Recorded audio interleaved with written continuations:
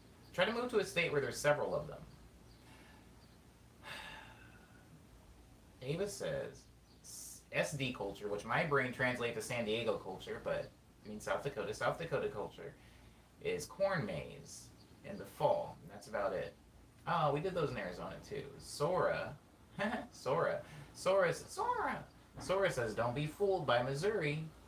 We have nasty humidity, and it makes Missouri summer heat, Nevada summer heat. Yes, dry heat versus wet heat. We're very, very familiar with that here in the States. Quite a big difference between the two. Missouri is misery. I like this play on words, Sora. See, that's a cool play on words. That's a cool play on words for English. Missouri and misery. Missouri and misery. Missouri. It's all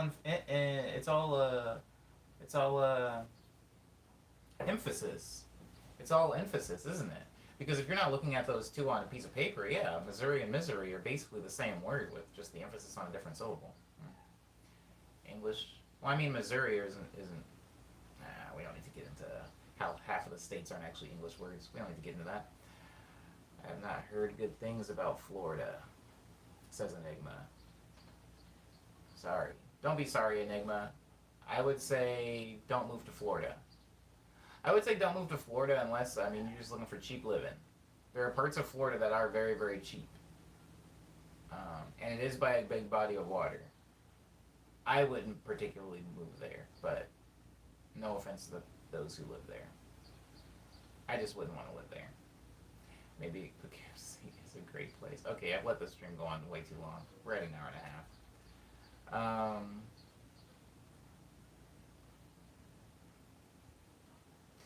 Pretty sure 99.6% of people would recommend not moving there, says Diz about Florida. Yeah, I'm on it. I think I have a lot of theories about Florida and why. I can't say I don't like Florida. I can say I don't enjoy being in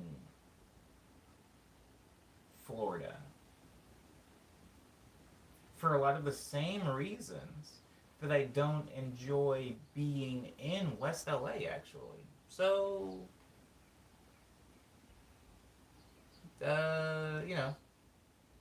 maybe there is a. No, I just don't like it. Sorry, I don't like it. The weather's kind of trash. Um, yeah, that's the only reason I enjoy Florida. I don't like mad humidity. I don't like southern mentality. Florida's like a really weird splice. It's like somebody had a magazine of California and they had a magazine of Mississippi and they ripped out pages and made a book out of it. And it's like a book that shouldn't exist. I guess they ripped a page out of like the Book of Cuba too. Ava says, I know a place in town that dude murdered someone, put them in Tupperware and stored them in a U-Haul. Oh, wow, I guess we're doing true crime now on the stream. In a U-Haul, but has anyone outside South Dakota heard it? No. The news ain't allowed to share outside local. I think just nobody cares about South Dakota news typically. And I don't think that means South Dakota's bad. I think that, I think if somebody steps on somebody's toe on Hollywood Boulevard, like, it'll be in the news. But, I mean, somebody in South Dakota could, like, blow up a nuclear power plant. And, I don't necessarily think we'd hear about it unless suddenly people in, I don't know, Illinois were at risk. Oh, boy. Drum and bass has changed a lot. Very interesting subject. Enigma, drum and bass has changed a lot. Enigma, I've made some drum and bass. Enigma, I have a album, EP, whatever you want to call it, mixtape called Daydream that has a little bit of my drum and bass on it. When I make drum and bass, it tends to scale towards like liquid D&B.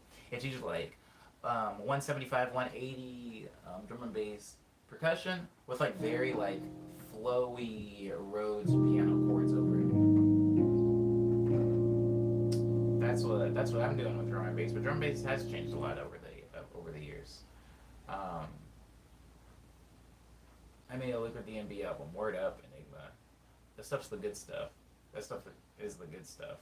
I'm going to use that to segue into talking about a few songs that I've made. I made a song called The View.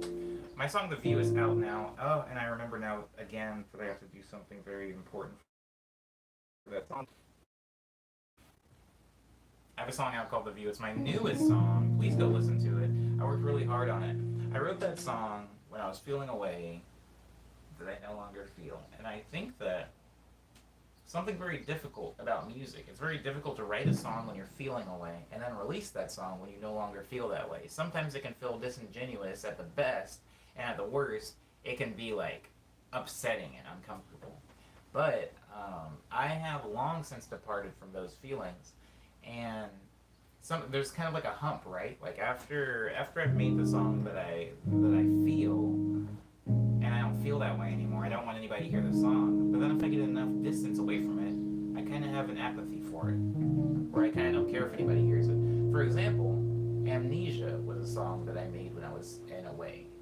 And then when Amnesia came out, after I no longer felt that way, the song was kind of uncomfortable for me to listen to because I was like, I'm not really that mad about this anymore. But now I have enough distance from it where it just can be a past omni mood. And The View is like this. So go listen to The View. Um, it's the latest piece of work that I've made. Also, I have two EPs that came out last year. One's called Ego Death, the other one's called Quick Breath. If you remember, when I made those EPs, I talked about. Thank you, Lindsay. I appreciate you. Thank you for being in the stream. I hope you enjoy the rest of your day. Enjoy your lunch. I think when I made Ego Death and Quick Breath, I said on a few public platforms, I'm probably going to take a break from releasing stuff after these two songs come out. The reason I was going to take a break after releasing stuff is those two songs were not in the Dream series, guys. And I think some of you guys know what the Dream series is if you listen to my music. I have a list, or kind of like a thread, if you will, of releases that are all in a series. One's called Nice Dream, there's Love Dream, there's Speed Dream, there's Lush Dream, there's Daydream. That's it. Nice Dream, Love Dream, Speed Dream, Daydream, Lush Dream. Yeah, that's all five of them. And the significant thing about the Dream series is that my Dream series are usually a compilation of, or an amalgamation of everything that I can do at that time. It's kind of like the apex of my capabilities as a, not necessarily a producer all the time, but like as a songwriter, as a producer, as a sound engineer. That's what I want it to be. And so, Nice Dream, Love Dream, Speed Dream, Daydream, Lush Dream are those. They're kind of like a snapshot of here's where I am as an artist right now. And then I will have side releases. Some of the side releases like Tall Tales, Signals, Ego Death, Quick Breath, the Polaroids, Lost Polaroids EP, House of Omni EP. There's a lot. There's a lot of them. Right now, the Quarantunes. And so, if you wanted to know why it's taken about a year to release anything after Ego Death, I said that I wanted the next release that I did to be a Dream release. I want it to be in the Dream series. And usually the Dream series songs take a long time to make. And so I've been kind of focusing on trying to do that while getting some work and stuff like that done. It's been kind of like a weird time. And I reached kind of a speed bump with working on a few of those things because my tour can't happen this year. My tour got canceled. And my tour was supposed to happen at the same time as the new album, so it took all urgency out of making it. And so I haven't really been working on that. Instead, I've kind of shelved those songs and started working on Quarantine, so it gives me, it's helping me improve at video editing. And it's also giving me something that I can share to you guys in the meantime while I'm not exactly putting out release dates for any official releases. I am familiar with Rhythm, Enigma. It's hard to live in LA and not be familiar with Rhythm, but yes, I am familiar with it.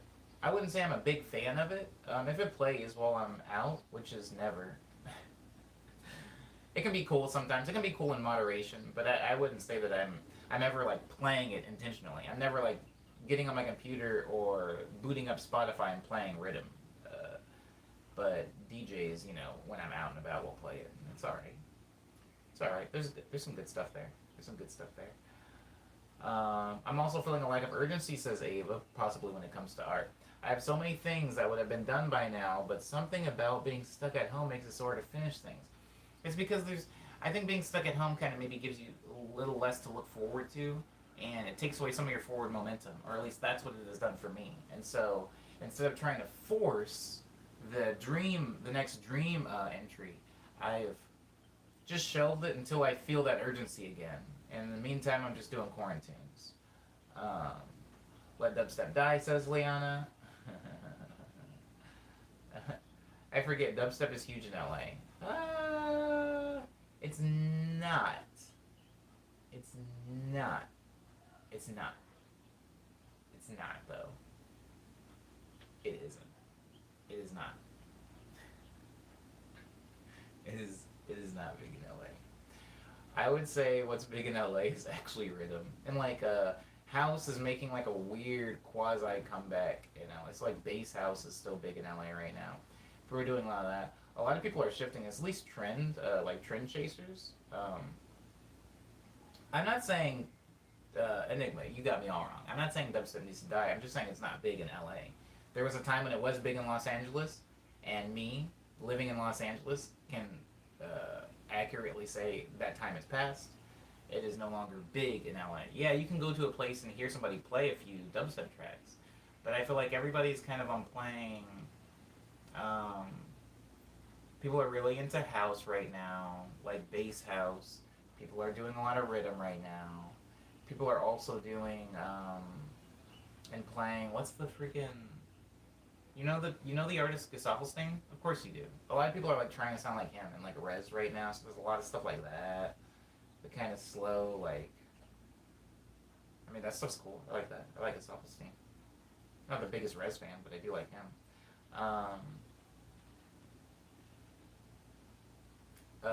But yeah. I would not say LA is really on dubstep anymore. Um, LA's back on its like four on the floor vibe. Not a lot of halftime stuff happening right now in LA. A lot of slower full time things. Uh, I feel the productivity, but it'll all come back to you.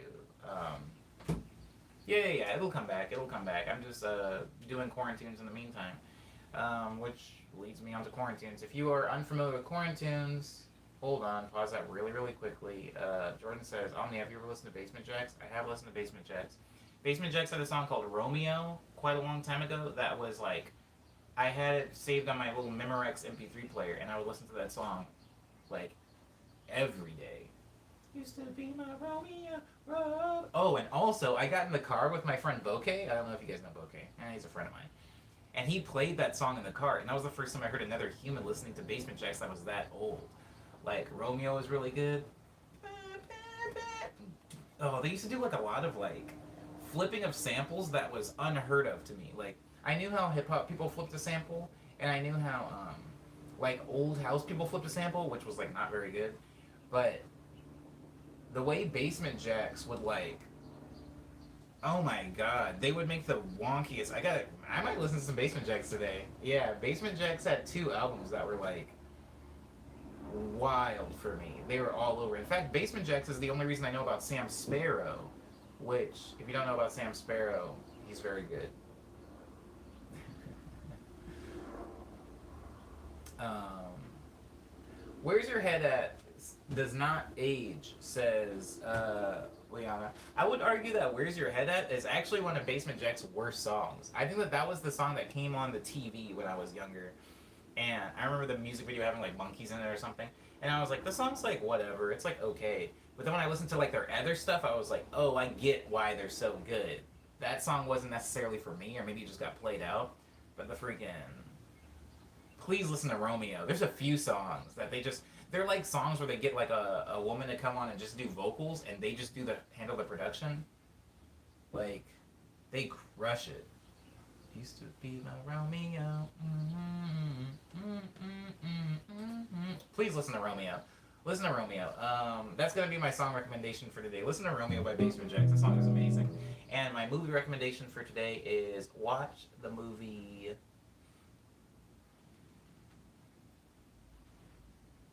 Watch the movie.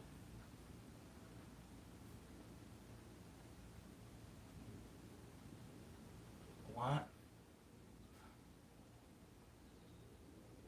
Watch the movie Tokyo Tribe.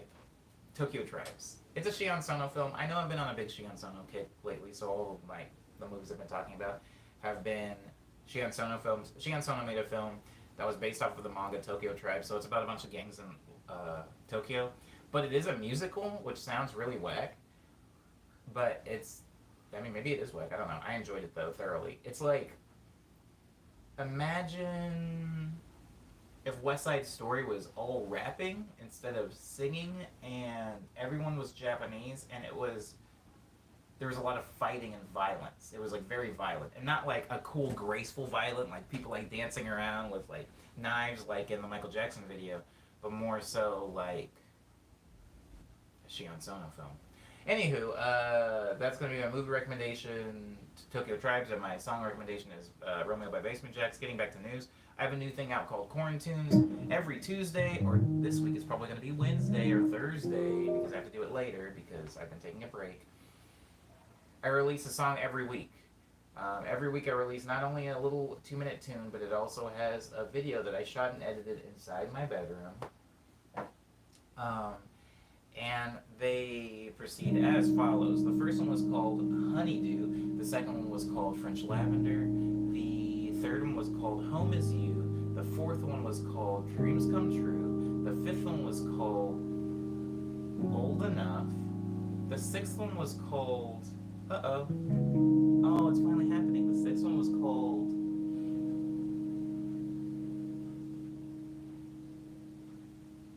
I'm missing one because I want to say Money Talks.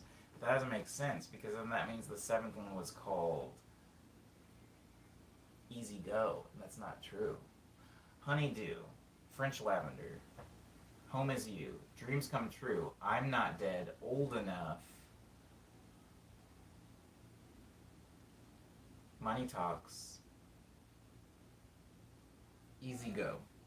So there's 8 of them out so far. There's 8 Quarantunes. Have a good one, Enigma. Thank you for being in the stream. There's 8 of them out now. If you have 15 or so minutes, please watch them. I work very hard on them. If you don't have 15 minutes or so, just know that they exist there. And if you ever wonder what it is I'm working on, it's those. It is those. And I'm currently working on the latest one. Yeah.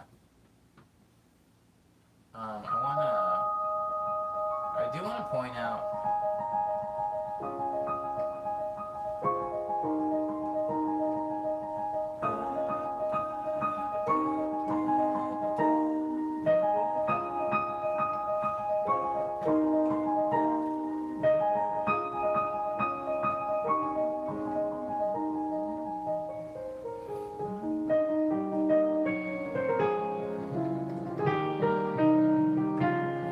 the song's called Hush Hour.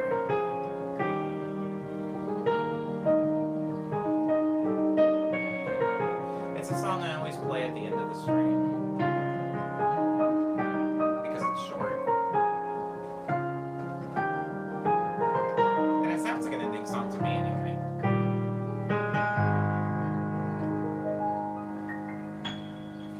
I want to thank everybody for being respectful to me, because I went way over. We really got to tighten these streams up. Or we don't. I don't know. I wish that they were just an hour long like the Instagram ones were. You guys let me get too distracted. Thank you guys for being respectful to me and for being polite to each other. It's great. It's great. I'm glad that you guys are. I feel weird. I had Carl's Jr. for dinner last night, so I'm probably, which was regrettable. Probably going to take it easy today. But I will be on my Instagram story. I'm going to be back. Today, I'm telling myself no video games. No video games. I refuse to touch my PlayStation 4 today. It's time to get down to business. So I'm going to be working on the quarantine pretty much all day today, and working on some commissions. Thank you again for being respectful to me and polite to each other. I appreciate it, you guys. Good start to the day. Good start to the Tuesday. Maddie wants everybody to have a Triangle Tuesday, whatever that means to you. Huh, triangle. I love triangle.